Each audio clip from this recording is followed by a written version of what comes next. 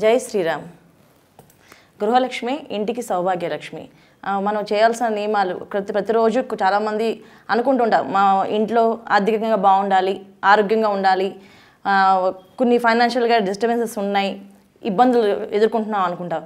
కానీ చాలా వరకు ఏంటంటే మన ఇంట్లో కొన్ని పనులు మనం ఏమేం చేస్తున్నాం అనేది చెక్ చేసుకోవట్లేదు. పురాతన కాలంలో పెద్దవాళ్ళు చెప్పిన సాంప్రదాయ ప్రకారంగా కొన్ని విషయాలు మనం మర్చిపోయాం. ఈ బిజీ లైఫ్లో అందరం ఏంటంటే ఒకప్పుడు ఇది మగవాడే ఉద్యోగం చేస్తూ ఉండేవారు, ఆడవాళ్ళు ఇంట్లో అన్ని సర్దుకుంటూ ఉండేవాళ్ళు, అన్ని పనులు చేస్తూ చెక్ చేసుకుంటూ చూసుకుంటూ వాళ్ళు చేయాల్సిన పనులు ఏంటో చెక్ చేసుకునేవాళ్ళు. ఈ కాలంలో ఏంటంటే ఆడవాళ్ళు మగవాళ్ళు ఇద్దరు ఉద్యోగాలు చేయాల్సి అవసరం వచ్చింది. అప్పుడు వచ్చినప్పుడు ఆడవాళ్ళు ఏంటంటే ఇంకొంచెం చురుగ్గా పని చేద్దామని ఫాస్ట్గా పొద్దున్న నిద్ర లేవగానే చాలా వరకు చాలామంది ఇళ్లలో ఏంటంటే ఫస్ట్ మార్నింగ్ నైట్ అలారం పెట్టుకుంటారు. మార్నింగ్ ఎన్నింటికి లేవాలి అనేది ముందే నైట్ ఫిక్స్ చేసేసుకుంటారు మైండ్లో. లేవగానే ఫస్ట్ నేను ఈ పని చేయాలి, ఫస్ట్ ఈ పని చేయాలి, ఈ పని చేయాలి, ఒక ప్రోగ్రామ్ రాసుకుంటారు. ఆ ప్రోగ్రాంలోనే వాళ్ళు షెడ్యూల్ రాసు. మార్నింగ్ లేవగానే అదే గుర్తు వస్తుంది వాళ్ళకి. అది గుర్తు రాగానే వాళ్ళు ఫస్ట్ లేవగానే మనం అందరూ ఏంటంటే నిద్ర లేవగానే ముందు మన అరచేతులు చూసుకోవాలి. అరచేతుల్లో మహాలక్ష్మి ఉంటుందంట. సో అరచేతులు మనం చూసుకోవడం వల్ల ఆ మహాలక్ష్మి సౌభాగ్యం మనకు కలుగుతుంది. మనం అది చేస్తున్నామంటే ఫస్ట్ మనం ఫోన్ చూసుకుంటాం, ఫోన్లో టైం చూసుకుంటాం, అలారం చూసుకుంటాం, పక్కన పెడతాం, వెంటనే లేచి నడుస్తూ వెళ్తాం. ఎటు నడుస్తూ వెళ్తాం? ఫస్ట్ కిచెన్లో వైపు వెళ్ళిపోతాం.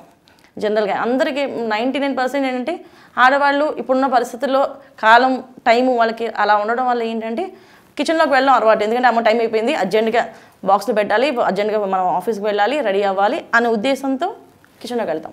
కానీ పొద్దున్నే మనం లేవగానే ఫస్ట్ చేయాల్సిన పని ఏంటంటే అరచేతుల్లో ఫస్ట్ మనం చూసుకోవాలి మన చేతుల్ని. ఆ చేతుల్ని జస్ట్ ఇలా అనుకోవాలి. అప్పుడు ఆ మహాలక్ష్మి సౌభాగ్యం మన మొహం మీద ఆ రోజంతా ప్రశాంత వాతావరణానికి కలిగించే అవకాశం ఉంటుంది. అలాగే లేస్తూ వెళుతూ ఫస్ట్ దేవుడికి నమస్కారం చేయాలి. దేవుడికి అది ఎటు ఉందో అటు, లేకపోతే అది అందుబాటులో లేకపోతే కనీసం దేవుడు ఫోటో ఫ్రేమ్కైనా ఫస్ట్ నమస్కారం చేయాలి. నమస్కారం చేసిన తర్వాత వీళ్ళు తిన్నగా కిచెన్లోకి వెళ్ళకూడదు. ఎందుకంటే ఆడవాళ్ళ దీపారాధన అనేది పూర్వకాలంలో ఎప్పుడు కొన్నా పురాతన గ్రంథాలు వాటిల్లో కానీ ఏంటంటే ఆడవాళ్ళు సపరేట్గా పూజలు చేయాలి, ఆడవాళ్ళు సపరేట్గా నోవులు చేయాలని లేదు. ఏదైనా నోవు చేసుకోవచ్చు వాళ్ళు, కానీ వాళ్ళు ఈ కార్యక్రమాలు చేయాలని నియమాలు లేవు. ఎందుకు అంటే వాళ్ళు పొద్దున్నే లేచి తన భర్తకి అన్నీ అందజేస్తే అదే వాళ్ళకి పుణ్యం. భర్త సంధ్యావందనం చేస్తున్నారనుకో, పొద్దున్నే ఆయన పూజ చేస్తే జపం సంధ్యావందనం పూజ చేసుకోవాలనుకోండి, ఆయన కాస్త మన్నీళ్ళు ఈవిడ స్నానం చేసి కాస్త మడిగా ఆవిడ కాస్త మన్నీళ్ళు లేకపోతే ఆయన కాస్త కాఫీయో ఏదో ఒకటి అందించే ప్రయత్నంలో ఆడవాళ్ళు ఉండాలి. సో దానికి ఫస్ట్ ఏం చేయాలి ఆడవాళ్ళు అంటే శుచిగా ముందు స్టవ్ను వెలిగించాలి. అదే వాళ్ళకి దీపారాధన జనరల్గా. కానీ అందరూ ఏమనుకుంటారు, లేవగానే స్టవ్ అంటిస్తారు. లేవగానే స్టవ్ అలా అంటించకూడదు. దానివల్ల ఆర్థిక ఇబ్బందులు ఎదుర్కొంటాం మనం. చాలామంది ఎందుకు ఫైనాన్షియల్ మేము సెటిల్ అవ్వలేకపోతున్నాం, ఎంత సంపాదిస్తున్నాం కానీ రూపాయి నిలబడట్లేదు, ఖర్చు అయిపోతుంది. ఎలా ఖర్చు అయిపోతుంది అనే ఆలోచనలోనే వీళ్ళు డబ్బులంతా అయిపోతుంటాయి. దేనికి అంటే మెయిన్ రీజన్ ఏంటంటే వాళ్ళకి ఈ స్నానం చేయకుండా స్టవ్ అంటించడమే ప్రాబ్లం. అందరికీ అనిపించవచ్చు మాకు టైం ఉండదు కదండి, ఇప్పుడు స్నానం చేసుకుని స్టవ్ అంటించాలంటే బోల్డ్ ప్రాసెస్ అని. కానీ మనం అందరూ అలా అనుకోం కదా. స్టవ్ ఒక 5 నిమిషాలు మనం స్నానం చేయగలని కేటాయించుకుంటే మన ఆర్థికంగా స్టెబిలిటీగా ఉంటాం.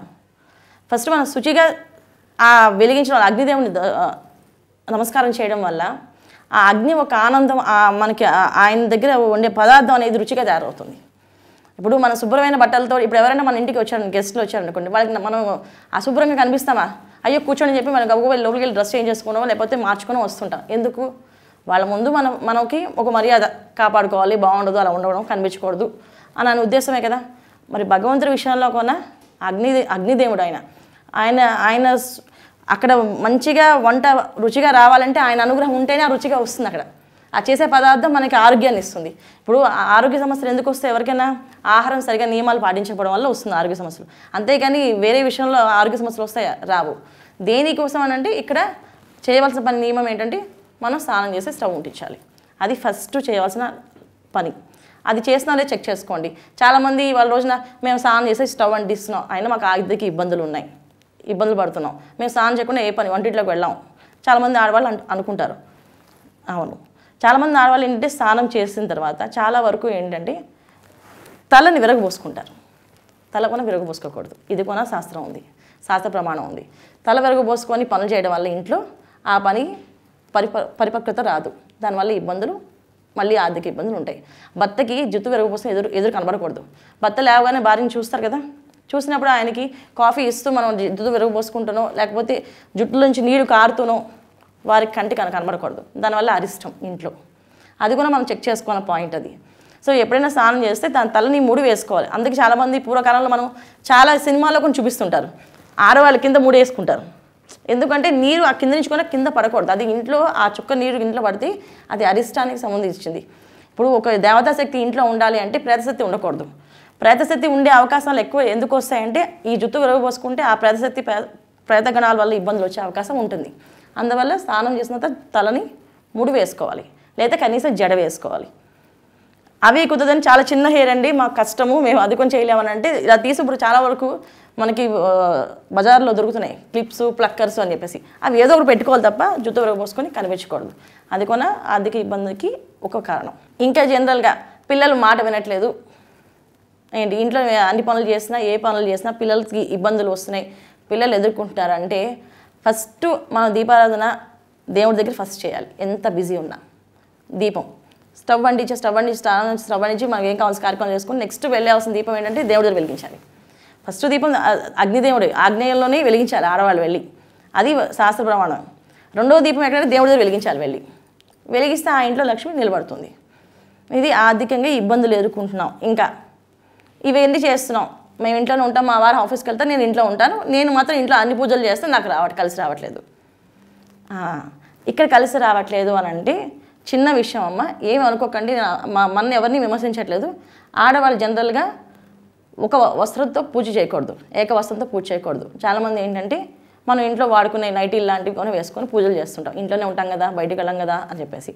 దీనివల్ల కొన్న ఆర్థిక ఇబ్బంది ఉంటుంది. ఏక వస్త్రం అంటుంది దాన్ని, ఏక వస్త్రంగా వేసుకోకూడదు. చీర కట్టుకోవాలి, లేకపోతే చున్నీ డ్రెస్ వేసుకుంటే చున్నీ ఇలా కప్పుకుంటారు.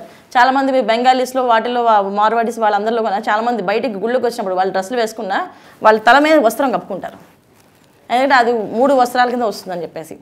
అలా కూడా చేసుకోవచ్చు. అంతేగాని మనం పూజ దగ్గర కొంచెం పవిత్రంగా శుభ్రంగా ఉండాలి. మామూలుగా అయితే మడి చీర అనేది ఒకటి ఉంటుంది, ఒక చీర సపరేట్గా పూజకు అని చెప్పేసి. అది ఒక చీర కట్టుకున్నా పట్టు చీర కట్టుకున్నా పూజ చేసినా ఆ ఆర్థిక ఇబ్బంది లేకుండా నిలబడుతుంది. చాలామంది పూజ దగ్గర కూర్చొని ఫోన్ వస్తే ఫోన్ మాట్లాడతారు, అది కూడా చేయకూడదు. దానివల్ల కూడా అక్కడ మనసు లగ్నం లేకుండా ఏ పూజ ఫలించదు. మన మనసు లగ్నం చేయాలి, ఎక్కడైనా మన మనసు లగ్నమై ఆ పూజకు ఫలితం వస్తుంది.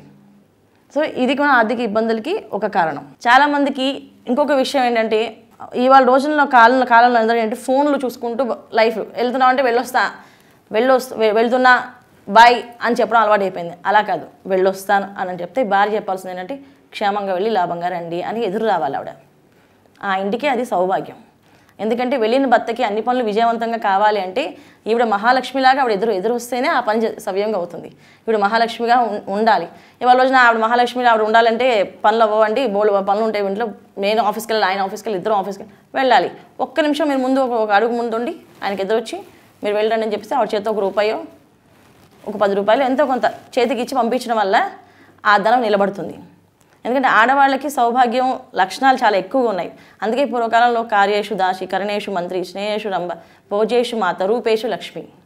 ఈ పదాలు ఎందుకు అంటే అర్థం ఏంటంటే కార్యేషు దాసి అంటే ఆవిడ పని పాటు రావడమే కాదు, పనిని ఎలా అమలు మర్చుకోవాలో తెలిసి ఉండాలి. ఈ పని తర్వాత ఈ పని, ఈ పని తర్వాత ఈ పని అని చేసుకోవడానికి ఒక ప్లానింగ్ ఉండాలి. సో దానికోసం కార్యేషు దాసి. కన్నేషు మంత్రి అంటే ఆవిడ సలహాలు ఇవ్వని కాదు, ఏ సమయం అయినా ఏ సందర్భం వచ్చినా ఎలాంటి సమస్యను ఎదుర్కోవడానికి ఒక తెలివితో తను వ్యవహరించాలి. భర్త ఏదో ఇబ్బందులతో కష్టంతో ఏదో డిస్టర్బెన్స్తో ఇంటికి వచ్చారు, వారితో ఎలా మాట్లాడాలో అనేది వాళ్ళు ఒక తెలివిగా ఈ టైంలో ఇంత ఇలా మాట్లాడకూడదు, ఈయనకి మాట్లాడితే కోపం వస్తుంది, కొంచెం బాగా మాట్లాడదాం, ఈ విషయాన్ని ఇప్పుడు చెప్పకూడదు, కొంచెం పై చెప్పాలి అనే విషయం ఉండాలనేసి. అందుకే పురాణాల్లో ఏంటంటే భర్త ఆఫీస్కి వెళ్ళగానే ఆడవాళ్ళు ఇంట్లో ఏం చేసేవాళ్ళంటే పురాణాలు కాలక్షేపాలు చేసేవాళ్ళు. పురాణాల పుస్తకాలు, రామాయణం, భారతం ఇలాంటివి చదువుకునేవాళ్ళు. ఈ కాలం అంత టైం లేక ఇద్దరు ఉద్యోగాలకు వెళ్ళడం వల్ల ఆ పురాణాలు కాస్త పక్కన పడిపోయి ఏం చేయాలో ఏం చేయకూడదు, ఏం చేస్తాం ఏం చేయకూడదు అని అనుకుంటుంటారు. చాలామంది శుక్రవారం మహాలక్ష్మి పూజ చేసుకుంటారు, చాలామంది చేస్తున్నారు వాళ్ళకి శుక్రవారం మహాలక్ష్మి పూజ అని. కాదండి, ప్రతిరోజు లక్ష్మీదేవికి పూజ చేయాలి ఆడవాళ్ళు కంపల్సరీ. పెళ్ళైన తర్వాత ప్రతి ఒక్క అమ్మాయి కనీసం లక్ష్మీ అమ్మవారికి పూజ చేసి కాస్త పాల నైవేద్యం పెట్టాలి. చేస్తే ఆ ఇంట్లో డబ్బు నిలబడుతుంది, ఖచ్చితంగా నిలబడుతుంది. వచ్చిన డబ్బు ₹1 అయినా సంతోషంగా ఉంటారు వాళ్ళు, హ్యాపీగా ఉండగలుగుతారు. అది ఎందుకు కారణం అంటే ఒక శుక్రవారం ఒకరోజు నిష్టగా ఉండి పసుపు కాళ్ళకి పసుపు రాసుకొని గుమ్మానికి పసుపు రాసి దేవుడికి పసుపు రాసి పెట్టడం కాదు. గుమ్మం ఎప్పుడు పసుపుతో రాసే ఉండాలి. ఇంటి ముందు గుమ్మం అది ఒకవేళ పసుపు అయిపోయింది మళ్ళీ పసుపు రాయడమే. పసుపు రాసి బొట్లు పెట్టి ఉండాలి. దానివల్ల లక్ష్మీదేవి ఇంట్లో నిలబడుతుంది, స్థిరంగా ఉంటుంది. అంటే అందరికీ డబ్బులు వస్తాయి, అవి నిలబడడానికి చెప్పే ఇవి విషయాలు. చాలామంది బీరువాల్లో చాలా వస్తువులు పెడుతుంటారు.